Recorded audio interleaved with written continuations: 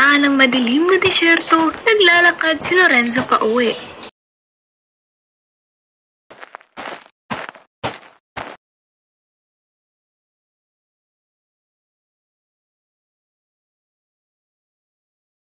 Lorenzo, sa'yo ko ibinibigay ang liwanag ng pag-asa.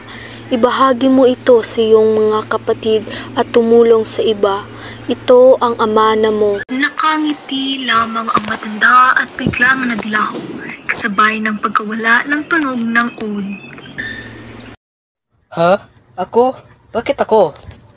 Nakauwi na si Lorenzo, hindi siya mapakali at tila ay nag-iisip. Baka kunin nila. Baka hindi nila alam ang halaga nito.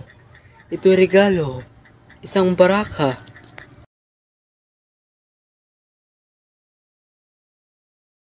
Lumalalim ang gabi at lumalalim ang takot ng mga tao. Walang marinig kundi ang iyak ng mga bata at ang panalangin ng mga matatanda. Kuya Lorenzo, natatakot kami. Wala nang ilaw. Ang dilim ay parang sumpa. Inshallah, sana may dumating na tulong. Pasensya na, Mila. Hindi ko alam ang gagawin. Hindi ko kayang protektahan.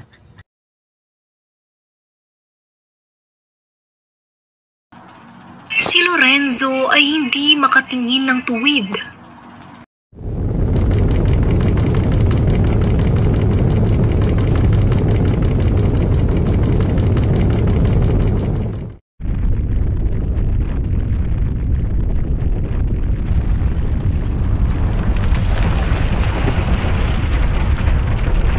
Patawad, dapat ginamit ko.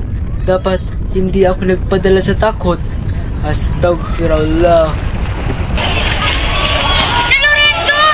May liwanag!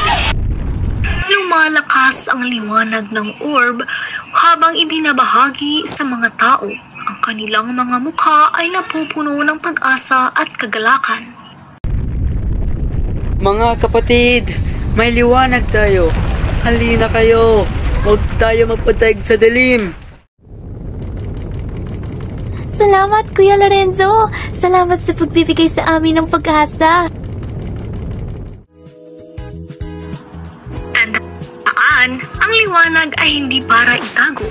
Tunay itong lumalakas kapag ibinabahagi.